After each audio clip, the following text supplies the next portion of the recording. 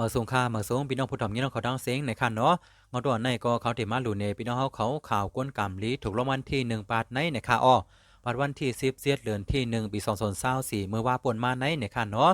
ปาดในก็มีคนถูกรางวัลที่1หลายก็อยู่ค่ะอ้อหมุนเซาก็ถูกค่ะอ้อวันดังสุดในเฮามาด้วยอันเป็น2ก็โผเมถูกรางวัลที่1 2วั12ล้านในก่อนค่ะเนาะลองตามมันเป็นเสียงหือค่ะเฮ็ดเสียงหือแลถูกในเขาติมาหลุในพี่น้องเขาในค่ะเนาะก่อนเป็นโผมันในซื้อว่าลุงสู่เทพอายุ59ปี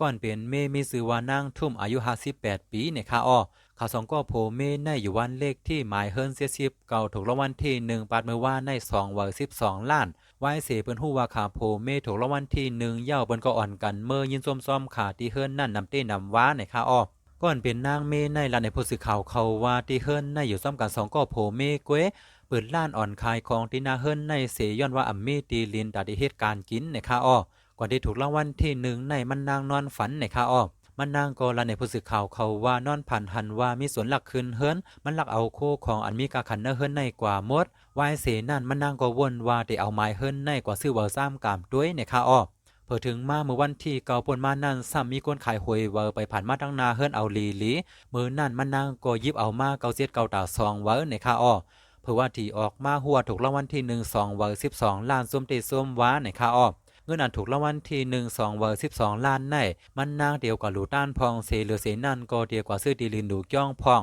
ย้อนว่าเกิดมาซาดในอมิดีลินตาเฮ็ดหากินซาดนามาอยู่ซามิดีลินเฮ็ดหากินพ้องในค่ะอ้อ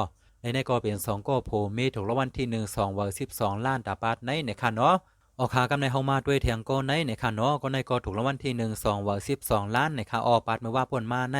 มันนางลานในผู้สื่อข่าวเขาว่าเป็นคนเจือกซื้อที่ซื้อมากูปาดยามถูกมาอยู่2ตัวและ3ตัวมันเงินอันยามถูกมาซื้อนั่นเก็บไว้มาซื้อไหลรถเครื่องหมายลำในค่ะอ้อวายสีมันไหลรถเครื่องหมายเย่ามันก็ซ้ำเปลี่ยนก้นเจือกซื้อที่มันก็ซื้อไปรถเครื่องหมายในมาซ่อมกูปาดหลายปาดเย้าในค่ะอ้อถึงมาปาดในมันนางซื้อ17เวอร์นะ17เวอร์นั่นถูกรางวัลที่1 2เวอร์12ล้านแม่นเอาป้ายรถเครื่องมันตั้ง5ตัวในค่ะอ้อวายเสมันฮู้ว่าถูกรางวัลที่1 2เวอร์12ล้านเย่ามันส้มหนาซัมบ่เคยเปลี่ยนล้มอันเป็นเมเขานั่นซัมบ่ไรกว่าหายาโนมาปั่นมันในค่ะอ้อมันนางก็10 ล้านแทงว่าเงินอันไรมา12ล้านในเดี๋ยวมาเลี้ยงลูกกวนเฮิรนเสเก็บเอาไว้ปั่นก็เห็นลูกเสติเอาในกว่าเตรียมซื้อที่แทงเย่าย้อนว่ายามรัดโดเซาเก่าไว้เพราะว่าถูกรางวัลที่1ในเตรียมซื้อที่แทงกว่าต่อสู้ปานในค่ะอ้อ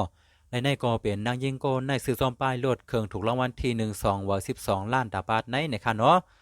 ออกข่าวกำในเข้ามาด้วยอันเป็นหมุนเซาป้าในถูกรางวัลที่1 2เวอร์12ล้านปาดมือว่าป่นมาในค่ะเนาะหมุนเซาป้าในอยู่ดีเกียงใหม่ว่าสันป่าต้องในค่ะอ้อมือว่าป่นมาในมันเสาถูกรางวัลที่1 2เวอร์12ล้านอันเป็นมวลเซาป้าในลานในผู้สื่อข่าวเขาว่า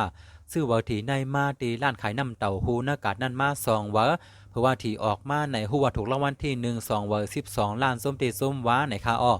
ผู้สื่อข่าวเขาก็ถามมวลเซาป้าในเซาเฮาถูกรางวัลที่1 2เวอร์12ล้านเย้าเงิน12ล้านในเซาเฮาเด็กกว่าเฮ็ดอีสังพ้องในค่ะอ้อหมดเซาป้าในก็ว่าเดี๋ยวเงินอันถูกรางวัลที่1 12ล้านในมาเมกุมลุมลานเนกยองในให้มันเย้าโตในค่ะอ้อและในก็เป็นข่าวก้นกามลีถูกรางวัลที่1ปาดในค่ะอ้อ